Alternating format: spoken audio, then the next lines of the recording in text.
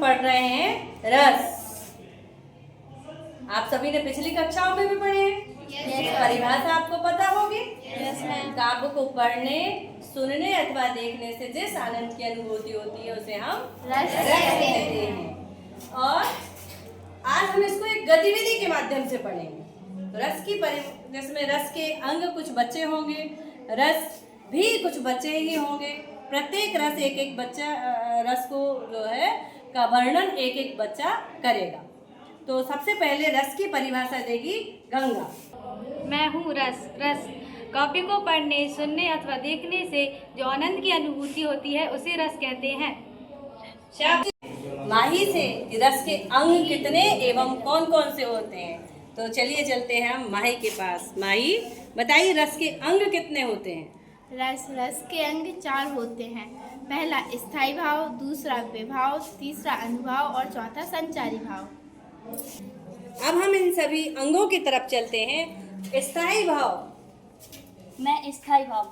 मनुष्य के हृदय में सदैव रहने वाले भावों को स्थायी भाव कहा जाता है। ये भाव मानव हृदय में सुषुप्त अवस्था में रहते हैं। ये अनुकूल अवसर पर स्वतः जागृत एवं पुष्ट होकर रस में परिवर्तित हो जाते हैं। एक रस का संबंध एक ही भाव से होता है। जैसा कि आपने जाना कि स्थायी भाव क्या होता है। स्थायी भाव ये जाना आपने कि स्थायी भाव क्या होता है। कि मनुष्य के हृदय में जो सदैव स्थायी रहते हैं उनको हम स्थायी भाव कहते हैं। ये मनुष्य के हृदय में सुषुप्त अवस्था में रहते हैं और अनुकूल अवसर पाकर के ये क्या होते हैं, उद्दीप्त हो जाते हैं, जागृत हो जाते हैं और पुष्ट होकर के रस में परिणत हो जाते हैं। और रस के स्थायी भावों की संख्या 10 होती है। कितनी होती है बेटा? 10। बहुत बढ़िया। चलिए अब हम 10 के दूसरे अंक के पास पहुंचते हैं। मैं विभाव सुषुप्त स्थायी भाव को जगाने तथा उद्दीप्त करने वाले कारक विभाव कहलाते हैं। विभाव 2 प्रकार के होते हैं, आलंबन विभाव, उद्दीपन विभाव। धन्यवाद। बहुत बढ़िया। चलिए हम तीसरे अंग के पास पहुंचते हैं। जो है तीसरा अंग कौन है भाई? अनुभव। मैं हूँ अनुभव। हृदय में स्थायी भाव जागृत अथवा उद्दीप्त होने पर आश्रय की शारीरिक चेष्टाओं को अनुभव कहते हैं। धन्यवाद। इसके चौथे अंग के पास पहुंचते हैं और चौथा अंग बताएगा भाई। कौन है चौथा अंग? संचारी भाव। मैं हूँ संचारी भाव। स्थायी भाव को पुष्ट करने के लिए कुछ समय के लिए जागकर समाप्त होने वाले भाव को संचारी भाव या व्यभिचारी भाव कहते हैं। धन्यवाद। संचारी भाव को व्यभिचारी भाव भी कहते हैं। ठीक है, संचारी भाव को क्या कहते हैं? व्यभिचारी। संचारी भाव की परिभाषा भी जानी। और संचारी भाव आपको बता दूं कितने होते हैं? 33। कितने होते हैं? 33। तो आपने रस के अंगों के बारे में जाना, ये जैसे कि आपने रस के चारों अंगों के बारे में जाना। अब हम जानते हैं रस के भेद के बारे में। ठीक है, तो रस का पहला भेद जो है कौन है? श्रृंगार। चलिए हम रस के भेदों के पास भी चलते हैं। तो श्रृंगार के पास पहुंचते हैं। श्रृंगार बताएंगे। श्रृंगार कौन है भाई यहाँ पर? मैं हूँ श्रृंगार। सहृदय के हृदय में स्थित रति नामक स्थायी भाव का विभाव अनुभव एवं संचारी भाव के साथ संयोग होता है। वहाँ श्रृंगार रस की निष्पत्ति होती है। जैसे राम को रूप निहारती जानकी, कंकन की नथ की परछाई, याते सुधी सब भूल गई, कर टेकी रही पर डरत नहीं। धन्यवाद।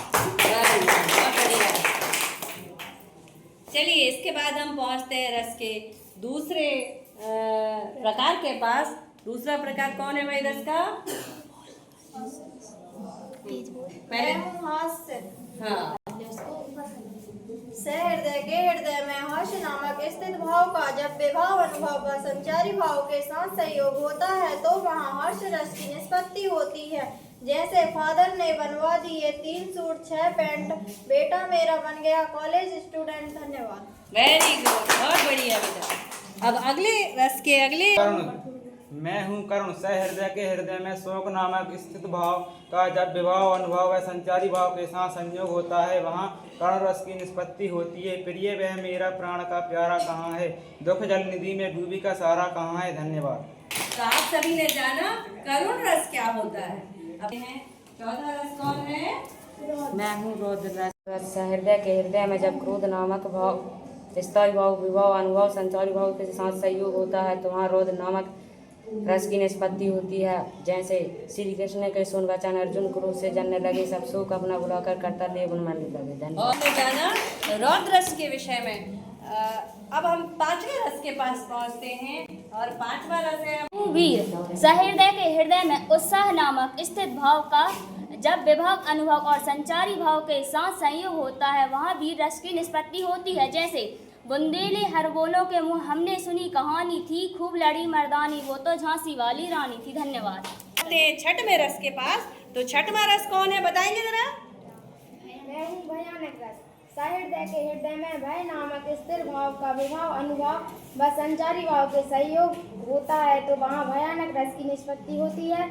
जैसे उधर गरजती सिंधु लहरिया कुटिल काल के जालों सी, चली आ रही फैन उगलती फन फैलाए गालों सी। धन्यवाद। बहुत बढ़िया, ताली बजाएंगे जरा इनके लिए। तो अभी तक हम कितने हैं? 6। तो अब हम 7वें रस के पास चलें? चलिए 7वें रस के पास पहुंचते हैं। 7वां रस कौन है भाई? कौन है?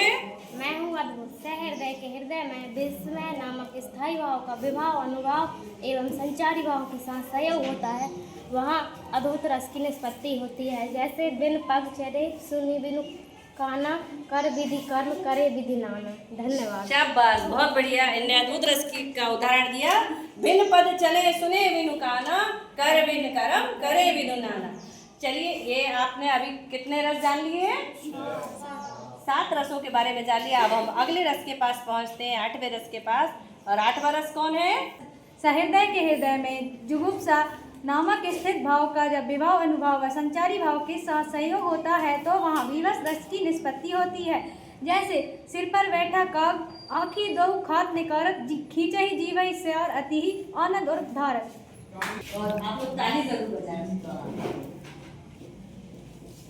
उत्साहवर्धक के लिए तालियां। चलिए अब हम अगले रस की तरफ जानते हैं, पहुंचते हैं। और अगला रस है हमारा शांत रस। चलिए। मैं हूँ शांत रस। सहृदय के हृदय में निर्वेद नामक स्थित भाव का जब विभाव अनुभव व संचारी भाव के साथ सहयोग होता है तो वहाँ शांत रस की निष्पत्ति होती है। जैसे जब मैं था तब हरी नाही, अब हरी है मैं नाही, सब अंधियारा मिट गया जब दीपक देखा माही। धन्यवाद। रस के बारे में, जो कि हमारा है वात्सल्य रस। और वात्सल्य रस के जनक माने जाते हैं सूरदास जी। इनको वात्सल्य रस का सम्राट भी माना जाता है। तो अब हम पहुंचते हैं वात्सल्य रस के पास। सहृदय के हृदय में वात्सल्य प्रेम नामक स्थिर भाव का जब विभाव अनुभव एवं संचारी भाव के साथ संयोग होता है तो वहाँ वात्सल्य रस की निष्पत्ति होती है।